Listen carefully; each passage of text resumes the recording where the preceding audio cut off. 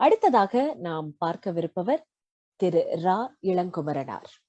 தமிழகத்தின் மூத்த மொழியறிஞர், ஆய்வறிஞர், தமிழிய வரலாற்று வரைவாய்வாளர், பதிப்பாசிரியர், உரையாசிரியர், தமிழ் இலக்கிய செயற்பாட்டாளர் என பன்முகம் கொண்டவர்தான் இவர். மதுரை காமராசர் பல்கலைக்கழகத்தில் தமிழ் பிறப்பு அகர முதலி திட்டத்தில் மொழியறிஞராக செயலாற்றிய இவர் திருச்சி பாரதிதாசன் பல்கலைக்கழகத்தால் முதுமுனைவர் பட்டம் அளிக்கப்பட்டு கௌரவிக்கப்பட்டிருந்தார். திருக்குறளுக்கு பேருரை எழுதியவர். காணாமல் போய்விட்டது என கருதப்பட்ட தமிழ் இலக்கண நூலான காக்கை பாடினியத்தை கண்டுபிடித்து பதிப்பித்தவர்.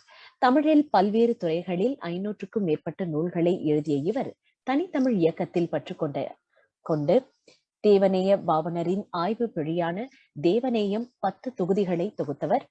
சமஸ்கிருத சடங்குகளை மறுத்து குரல் வழியில் தமிழ் வழியில் திருமணம், புதுமனை, புகுவிழா உள்ளிட்ட நிகழ்வுகளை தமிழில் நடத்துவதை ஒரு இயக்கமாக முன்னெடுத்தவர். மிகவும் வித்தியாசமானவர். இவரை பற்றி பேசுவதற்காக நம்மிடையே நமக்கு மிகவும் நன்கு பரிச்சயமான திரு இறைமதியழகன் அவர்களை அழைக்கவிருக்கிறோம்.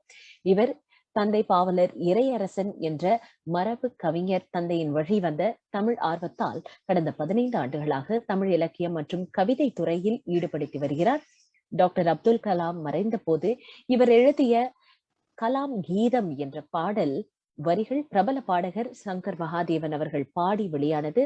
இவரது இலக்கிய படைப்புகளில் குறிப்பிடத்தக்கது.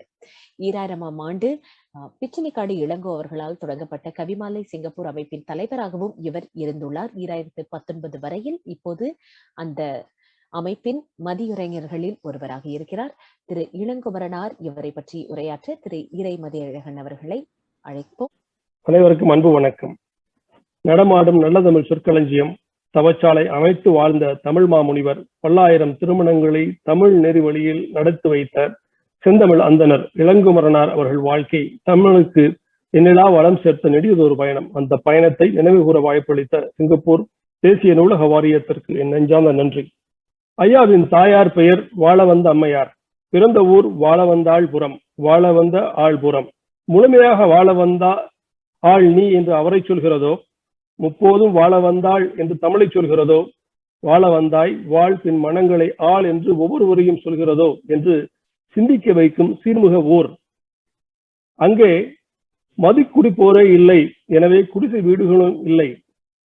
அங்கு நடைபெற்ற திருமணங்கள் அனைத்திலும் அன்னை மொழியின்றி அந்நிய மொழி இல்லை என்பார் கிருட்டன் என்ற தன் பெயரை இளங்குமரனார் என்று மாற்றிக்கொண்ட அந்த தனித்தமிழ் பற்றாளர். அவர் தந்தையின் பெயர் ராமு. அவரும் எப்போதே படித்துக் கொண்டே இருக்கும் பழக்கப்பட்டவர். எனவே படிக்கராமு என்று அழைக்கப்பட்டவர். 19 வயதில் ஆசிரியர் பணி தொடங்கிய இளங்குமரனார் சென்னையில் புலவர் படிப்பை முடித்து கரிவளம் வந்த நல்லூரில் ஒரு பள்ளியில் தமிழாசிரியராக சேர்ந்தார். ஆசிரியர் பணியோடு நில்லாமல் மேடை பேச்சு, பட்டிமன்றம், மணவிழா நடத்துதல் என தமிழ் வளம் வரத் தொடங்கினார். அதை கண்ட தலைமை ஆசிரியரோ பெருஞ்சினம் கொண்டார். இளங்குமரனாரை அழைத்து அவற்றையெல்லாம் விட்டுவிடச் சொன்னார்.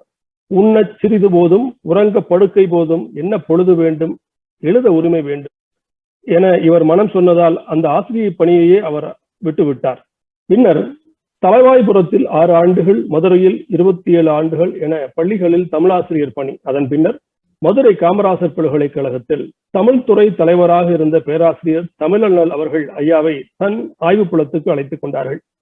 5 ஆண்டுகள் அங்கு ஆய்வு பணி புரிந்த பின் 62வது வயதில் பணி ஓய்வு பெற்ற நாளை முழுதுரு பொதுவாழ்வை துவங்கிய நாள் என்று இவர் தன் வரலாற்று நூலில் குறிப்பிடுவது தன்னை முழுமையாக பொதுவாழ்வுக்கு அர்ப்பணிக்கும் நாளுக்காக காத்திருந்த இவர் ஆழ்மன இயக்கத்தை அல்லவா அப்படியே புலப்படுத்துகிறது. தமிழுக்கு இளங்குமரனாரின் தனிச்சிறப்பான பெருங்கொடையாக கருதப்படுபவை 560க்கு மேலாக எண்ணிக்கையில் அவர் எழுதி வெளியிட்டிருக்கும் அவரது நூல்கள். இத்தனை நூல்களையும் அவர் எழுதியிருக்க முடியுமா என்ற ஒரு ஐயத்தை தந்தாலும் 2009 வெளியான ஒரு புல் என்ற தன் வரலாற்று நூலின் முதல் பகுதியில் 330 நூல்களின் விவரங்களை அவர் பட்டியலிட்டிருப்பது அந்த ஐயத்தை முற்றிலுமாக போக்குகிறது. அவற்றில் குறிப்பிட்ட ஒரு சிலவற்றை இங்கு காண்பது பொருத்தமாக இருக்கும். தமிழின் 50 காப்பியங்களுள் ஒன்றான குண்டலகேசி முழு நூலாக நமக்கு கிடைக்கவில்லை. 16 பாடல்கள் மட்டுமே கிடைத்தன. அந்த குறையை நீக்க அதன் தொடர்பான பல இலக்கியங்களை ஆராய்ந்து 1127 பாடல்களை தானே இயற்றி தமிழர்கள் தொலைத்துவிட்டு அந்த அரிய சொத்தான குண்டலகேசியை மீட்டுருவாக்கம் செய்து தந்திருக்கிறார் இந்த இலக்கிய சித்தர். அதே போலவே நாம் காப்பாற்றாமல் கை நழுவி போன மற்றொன்று காக்கை பாடினியம் என்ற இலக்கண நூல். அந்த நூலையும் உருவாக்கி தர வேண்டும் என உறுதி கொண்டு அதன் மேற்கோள் நூல்களை ஆய்ந்து தேடி இலக்கண வாய்ப்பாடுகள் போலிருக்கும் நூற்பாடுகளை எடுத்து தொகுத்து ஒரு யாப்பிலக்கண நூல் அது என்பதை நிறுவி அந்த அடிப்படையில் நூற்பாக்களை வகைப்படுத்தி விளக்கி காக்கை பாடனியம் என்ற முழு நூலாக்கி நம்மிடம் ஒப்படைத்திருக்கிறார் இந்த ஒப்பிலா முதுமுனைவர். பண்டிதர் நேரு அவர்கள் வெளியிட்ட திருக்குறள் கட்டளைகள், அப்துல் கலாம் அவர்கள் வெளியிட்ட சங்க இலக்கிய வரிசையில் புறநானூறு, அதிகாலையில் கேட்கும் ஆன்மீக பாடலை போல் நெஞ்சை உருக்கும் இசை வடிவிலான திருக்குறள் போற்றி பாடல்கள் அடங்கிய இசைவெட்டு போன்றவற்றை வெளியிட்ட நூலால் நூலாக்கி கொள்ளும் இந்த நூல் வல்லார் தனது 75வது வயது நிறைவு விழாவில் 81 நூல்களை வெளியிட்டு சாதனை படைத்திருக்கிறார். பலர் ஆதரவோடும் ஆயிரக்கணக்கான பக்கங்கள் கொண்ட நூல்களை 10க்கும் மேற்பட்ட பல தொகுதிகளாக்கி வெளியிடத் தொடங்கினார். செந்தமிழ் சொற்களஞ்சிய தொகுதி, தனித்தமிழ் வேர்ச்சொல் ஆராய்ச்சி நூலான தேவநேய தொகுதி, தொல்காப்பிய சொற்பொருள் களஞ்சிய தொகுதி, தொல்காப்பிய உரை தொகுதி, தமிழில் இவ்வளவு பழமொழிகளா என எண்ணி வியக்கும் வண்ணம் 19,235 பழமொழிகளை 5 தொகுதியில் அடங்கிய முதுமொழி களஞ்சியம் எனும் தொகுதி நூலாக மட்டுமல்லாமல் தனது சிறுநூல்களை எல்லாம் தொகுத்து இளங்குமரனார் தமிழ் வளம் என்ற பெயரில் 40 தொகுதிகளாக வெளியாகியிருக்கும் பெருந்தொகுதி நூல். இவை அனைத்தும் தமிழுக்கு இணையா வளங்களை சேர்ப்பதில் இவருக்கு இருந்த அசாத்திய ஆற்றலையும் அசைக்க முடியாத உறுதியையும் பறைசாற்றுகின்றது. தமிழ்நாட்டில் பரவலாக திருமணம் உள்ளிட்ட பல குடும்ப விழாக்கள் வேற்று மொழியில் நடத்தப்படாமல் தமிழ் மொழியில் நடத்தப்பட வேண்டும், தமிழர்தம் நெறிப்படி நடத்தப்பட வேண்டும், சொல்லளவில் இல்லாமல் செயலில் இறங்கி அவ்வாறு நடத்த முடியும் என்ற உறுதியோடு நிரூபிக்கும் வண்ணம் சுமார் 5000 தமிழ்நெறி திருமணங்களை நடத்தி வைத்தவர் இந்த செந்தமிழ் அந்தனர். இளம் வயதில் தன் சொந்த ஊரில் தொடங்கிய திருமணம் நடத்தும் பணி மக்கள் பெருவிருப்பால் அன்பால் ஆதரவால் மெல்ல மெல்ல தமிழகத்தில் பல ஊர்களிலும் மலேசியா போன்ற நாடுகளிலும் பரவியது. திருமணம் நடத்த நூற்றுக்கணக்கானவர்களுக்கு பயிற்சியும் கொடுத்திருக்கிறார்கள். திருமண மரபு விளக்கம் கூறி ஒரு தட்டில் மண் பரப்பி அதன் மேல் மலர் பரப்பி திருக்குறள் நூலை வைத்து மணமக்களை அவற்றை தொட்டு வழங்க செய்து உலகம் வாழ்க, உயிர்வலாம் வாழ்க, வள்ளுவம் வாழ்க, வாழ்வியல் வாழ்க, சான்றோர் வாழ்க, சார்பலாம் வாழ்க, பெற்றோர் வாழ்க, பெருந்தகை வாழ்க என்று ஒவ்வொன்றையும் தனித்தனியாக அவர்களை மும்முறை கூற வைப்பார். மணமகன் மங்கள நாளை மணமகள் கழுத்தில் அணிவித்த பின்பு வந்திருக்கும் அனைவரையும் மணமக்கள் வாழ்க வாழ்க என்று கூற வைப்பார். பின் இருவரையும் மாலை மாற்றச் சொல்லி, துணை மாலை மாற்றச் சொல்லி, இருவரையும் இடம் வளம் என இடம் மாற்றி அமரச் செய்து ஒவ்வொன்றுக்கும் ஏன் செய்கிறோம் என்ற சரியான விளக்கத்தை கூறி குத்து விளக்கை ஏற்ற வைத்து குடும்ப வாழ்க்கையை அவர் தொடங்கி வைத்து வளமாக வாழும் குடும்பங்கள் எத்தனை எத்தனையோ. 10 வகை குடும்ப நிகழ்வுகளை தமிழ் நெறியில் நடத்துவது எப்படி என்பதை திருமண கரணங்கள் என்ற நூல் உள்ளிட்ட 5 நூல்களில் பதிவு செய்திருக்கிறார். இளங்குமரனார் ஐயாவின் மனைவி செல்வம் அம்மையார் 1977ஆம் ஆண்டு இயற்கை எழுதினார். எனவே ஐயா பணி ஓய்வுக்கு பின்னர் தமிழுக்காக தவ வாழ்க்கை வாழ முடிவு செய்து திருச்சிக்கு அருகே இருக்கும் காவேரி கரையில் அல்லூர் என்ற ஊரில் திருவள்ளுவர் தவச்சாலையை உருவாக்கினார்கள். அங்கே வாழ்ந்து அருந்தவம் ஏற்று பெரும்பணி ஆற்றி அளவிலா வளங்களை தமிழுக்கு சேர்த்தார் இந்த தமிழ் கடல். 1994ஆம் ஆண்டில் உருவானது அந்த தவச்சாலை. அங்கே திருவள்ளுவருக்கு ஒரு சிறு ஆலயம், அதன் கருவறையை அவர் அமைத்த பாங்கு மெல்ல செய்து பயனரும் அவரது சிந்தனைக்கு சான்று. தான் திருமணம் செய்து வைக்க சென்ற ஒவ்வொரு ஊரிலிருந்தும் ஒரு சிறுகளை எடுத்து வந்து 1330 கற்களை சேர்த்து வைத்திருக்கிறார்கள்.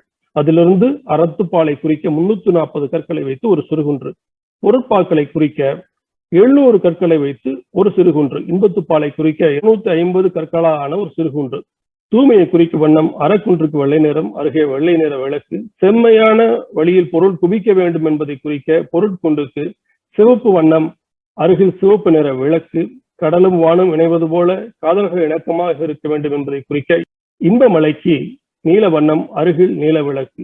அந்த முப்பால் குன்றுகளுக்கு முன்னால் ஐம்பொன்னாலான ஒரு சிறு வள்ளுவர் சிலை என்று வாழ்வியல் பொருளோடு கூடிய வள்ளுவ வழிபாட்டை அறிமுகப்படுத்தினார் அந்த குறள் ஞாயிறு விருது பெற்ற தமிழ் ஞாயிறு. ஆலயம் தொடங்கி அந்த தவச்சாலையை அலங்கரிப்பவை பல. வேளா ராசமாணிக்கிறார் பெயரில் வேளா மனவள நிலையம், அதில் செவ்வாய்தோறும் மனநல ஆலோசனைகள், செல்வம் இயற்கை நல நிலையம், 40,000 நூல்களை தன்னகத்தை கொண்ட பாவாணர் ஆராய்ச்சி நூலகம், அதில் முனைவர், இளமுனைவர் ஆராய்ச்சி செய்வோருக்கு தங்கி ஆராய்ச்சி செய்ய வசதி, அவற்றோடு ஒரு கலை காட்சியகம் என தமிழ் மரபின் அடையாளமாகவே திகழ்ந்தது அந்த திருவள்ளுவர் தவச்சாலை. மாதத்தில் 10 நாட்கள் சொற்பொழிவுகள், திருமணங்கள் நடத்த, 20 நாட்கள் எழுத்து பணிக்காக என வகுத்து கொண்டு 23 ஆண்டுகள் அவர் செய்த நூற்பணியால் பொங்கு செழித்தது தமிழ். அவர் வழங்கிய உரைப்பொழிவுகளால் தமிழின் செழிப்புணர்ந்து நெகிழ்ந்து மகிழ்ந்தது தமிழ் மக்கள் மனங்கள். தன் வாழ்வின் நோக்கம் பற்றிய தெளிவு, அதை அடைய கூர்மையான செயல்பாடுகள், தமிழ் மொழி என்பது தனிமொழி, வேற்றுமொழியின் துணையின்றி இயங்கும் மொழி, வேற்றுமொழியின் துணையின்றி தமிழ் குடும்ப விழாக்களை நடத்த முடியும் என்பதை ஒவ்வொருவரும் உணர வேண்டும் என்ற ஒற்றை நோக்கத்தோடு எல்லா வளங்களையும் தமிழ் வளம் என்று ஒன்று சேர்த்து ஓய்வறியா உழைப்பு, சோர்வறியா பயணம், தன்னை முன்னிலைப்படுத்தாமல் தமிழை முன்னிலைப்படுத்தி உழைத்த அவர் தமிழ் வழி நின்று மொழிவளம் காப்போம், உலக வளம் சேர்ப்போம், வாழிய நலனே வாழிய நிழலனே என்று கூறி விடைபெறுகிறேன். வணக்கம். நன்றி திரு இறை மதியழகன் அவர்களே. எனக்கு முதல் முறையாக இந்த புகைப்படங்களை பார்க்கும் பொழுது ரொம்பவே ஆச்சரியமாக இருந்தது என்றுதான் சொல்ல வேண்டும். இப்படியும் இருந்திருக்கிறார்கள். இந்த அளவு தமிழுக்காகவும் அதனுடைய பெருமையை மற்றவர்களுக்கு சேர்ப்பதற்காகவும் பகிர்வதற்காகவும் என்று பார்க்கும் பொழுது நிச்சயமாக பெருமையாக இருக்கிறது, ஒரு உந்துதலாக இருக்கிறது என்று கூறலாம்.